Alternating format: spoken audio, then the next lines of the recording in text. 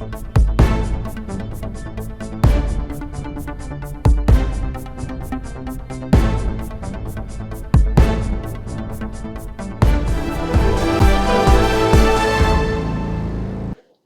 Welcome to ఋషి reports.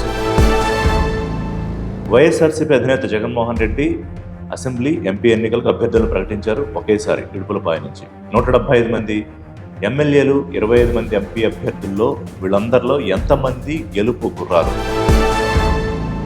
YSRCP Idupulapaya నుంచి, రాజశేఖర రెడ్డి సమాధి దగ్గర నుంచి పార్టీ అధినేత జగన్మోహన్ రెడ్డి 175 మంది ఎమ్మెల్యేలు అలాగే ఎంపీలకు సంబంధించిన సీట్ల లిస్టును విడుదల చేశారు. ఆ డీటెయిల్స్ అన్ని చెప్పుకునే సమయం మనకు ఉండదు, కానీ చాలా కాచి వడపోసిన తర్వాత తెలంగాణలో సిట్టింగ్ ఎమ్మెల్యేలతో వెళ్ళినప్పుడు ఏం జరిగింది అసెంబ్లీ ఎన్నికల్లో అనే దాన్ని గుణపాఠంగా చేసుకుని జగన్మోహన్ రెడ్డి చాలా స్పష్టమైన సర్వేల ఆధారంగా అనేక ఈక్వేషన్స్ కుల ప్రాతిపదికన ఫిల్టర్ చేసేసి దాదాపు సిట్టింగుల్ని 50 నుంచి 60 మందిని పక్కన పెట్టారు.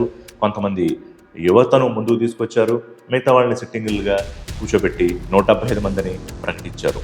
ఎందుకంటే ఇవాళ ఆయన కూటమితో పోరాడుతున్నారు. గతంలో తెలుగుదేశం వర్సెస్ వైఎస్ఆర్సీపీ అన్నప్పుడు జగన్మోహన్ రెడ్డికి గేమ్ ఈజీగా ఉండేది. కానీ జనసేన ఎప్పుడైతే చంద్రబాబు నాయుడు కష్టాల్లో ఉండి జైల్లో ఉన్నప్పుడు పూర్తి స్థాయిలో బేషరతుగా మద్దతు ప్రకటించేశారో అప్పటికి సీట్ల లెక్కలేం లేవు, ఎటువంటి ఎత్తులు వ్యూహాలు లేవు. ఆ తర్వాత ఒక రకంగా తెలుగుదేశం పార్టీ జనసేన కూటమి చాలా స్ట్రాంగ్గా కనిపించింది. జగన్మోహన్ రెడ్డిలో కదలిక ప్రారంభమైంది. ఏ రకంగా అన్న జనసేనను బీజేపీని ఒప్పించి తెలుగుదేశం పార్టీతో పొత్తు లేకుండా తెలుగుదేశం పార్టీ ఎన్డీఏలోకి వెళ్లకుండా చూడాలని విశ్వ ప్రయత్నం చేశారు, కానీ అది సాధ్యపడలేదు.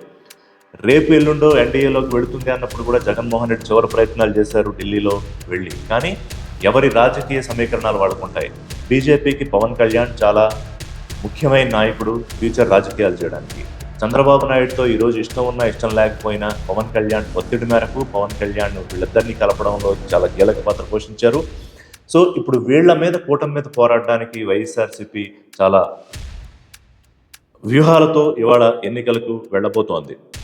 ఇక రేపు ఎలక్షనీరింగ్ ఏ రకంగా జరగబోతుంది, కూటమిలో ఉన్న బీజేపీ మరి వైఎస్ఆర్సీపీని ఫ్రీగా ఎలక్షనీరింగ్ చేసుకునే అవకాశం ఇస్తుందా లేదా, లేకపోతే ఇబ్బంది పడుతూ ఎలక్షనీరింగ్ చేయాలా, ఆ మేర ఇటు చంద్రబాబు నాయుడు పూర్తి స్థాయిలో ఆ ఫ్రీడమ్ని తీసుకోగలుగుతారా, ఇవన్నీ రాబోయే రోజుల్లో మనం మాట్లాడుకుందాము. అయితే ఇప్పటికైతే పూర్తిగా 50% పైగా ఎస్సీ, ఎస్టీ, మైనారిటీలకు సీట్లు కేటాయించామని చెప్తున్నారు జగన్మోహన్ రెడ్డి. అలాగే 12% పైగా మహిళలు ఉన్నారు, ఇంకా ఎక్కువ మంది ఉంటే బాగుంటుంది అనుకున్నారు, కానీ సాధ్యపడలేదని చెప్పారు. అయితే ఏ ఎన్నికకు వెళ్ళినా అందరూ గెలుపు గుర్రాలే ఉండరు. గతంలో 151 మంది ఎమ్మెల్యేలను గెలుచుకున్నారు జగన్మోహన్ రెడ్డి. ఆంధ్రప్రదేశ్లో మ్యాజిక్ ఫిగర్ అంటే అధికారానికి కావాల్సిన నెంబర్ 88 మాత్రమే.